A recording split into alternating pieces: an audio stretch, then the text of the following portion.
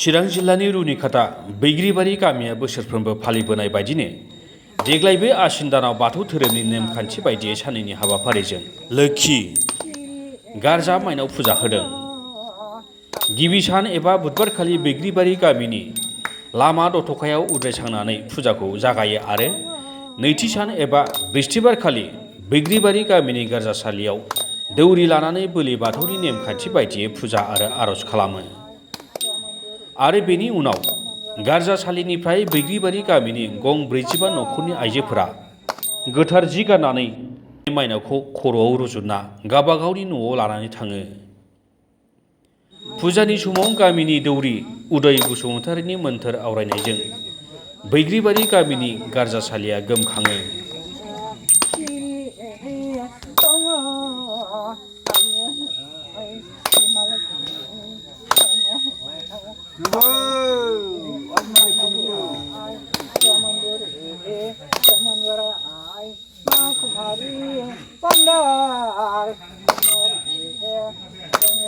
गारजा फुजानि बे हाबाफारियाव बैग्रिबारि गामिनि गावबुरा लबेन बरगयारीजों लोगोसे गामिनि गासैबो रायजो राजाफ्रा बाहागो लायो। गारजा फुजा होनायनि सोमोन्दै गामिनि गावबुरा लबेन बरगयारीया ओरैबायदि बुङो।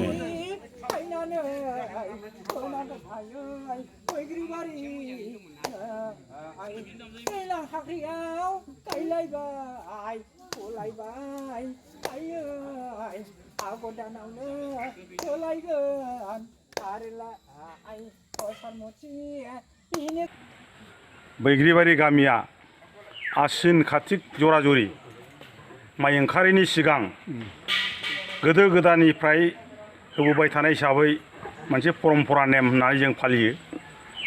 बे जाहैबाय जोंनि लोक्षि फुजा। बाहाय जोङो बुधबार बिस्थिबार होनाय जायो। देग्लाय जोङो आसिन दाननि बांला तेस 24 मैयानिफ्राय दिनै फुजाखौ होदों। दा जोंनि बे बैग्रिबारि गामिया बेखौ गोदो गोदाय आबै आबौनि समनिफ्राय फालिबोबाय थानाय बेखौ जों लोक्षि फुजा होननानै होनाय जायो। दा बाहाय जोंहा दहाय फुंनिफ्राय होनानै दा बेलासि समाव जोंनि आइजोफोरखौ बे थानसालिनिफ्राय बाथौसालिनिफ्राय गारजासालिनिफ्राय जोंहा लोक्षि लाङो माइनावफ्रा। दा बे हाबाफारिया जागासिनो दङ। आरो दहाय जोङो नैबेहाय खुगा फोरनाय जायखौ जोङो माने इसमुखिया बिसमुखिया सोरबा मोखावनाय मानाय बेखौ जोङो खुगा फोरनानै लानाय जायो। सबाय सिबिं आरो जों 9था ग्रहनि बानलु गोमोन माबा थुनानै जों गावगारनाय जायो। बे जाहैबाय जोंनि बायदिसिना गाज्रि ग्रहफोरखौ गावगारनाय बे जोंनि नेम। बेखौ जों जानाय गुरुनि गेजेरजों बेखौ जोङो मावनानै लायो। दा जोंहा न'खर न'खर बयबो आइजोफ्रा गावबा गावनि न'आव इसिं न'आव लोक्षिखौ सोनानै दोनहैगोन। अजानि गेजेरजों बेखौ जोङो बोर बिनानै लांगोन नैबे जोंनि माइनाव गारजानिफ्राय। दा बेहाय नेमा जाहैबाय जोंहा जोंनि आइजोफ्रा बिदन दख'ना गाननानै बान्दो सेलाव खानानै खानाय हसारनानै दनाव गय जरा फाथै जरा प्रसाद एसे होनानै आलारि बाथि फोजोंनानै खर'आव रुजुनानै लांगोन। दा बाहाय जोंहा आइजोफ्रा लामायाव सोरजोंबा रायलायनांगौ दंबाबो रायलायलांनो मोना। न'आव सौहैयागौमानि बिसोरो रावजोंबो रायलायनो मोना। बे मोनसे जोंनि बाथौ धोरोमनि जोंनि नेम। आरो बे नेमजोंनो जोंहा जोंनि न'खरनि थांनानै थानाय बयनिबो न'खर गोजोन संसारनि थाखाय जोंहा बेखौ फालिनाय जायो।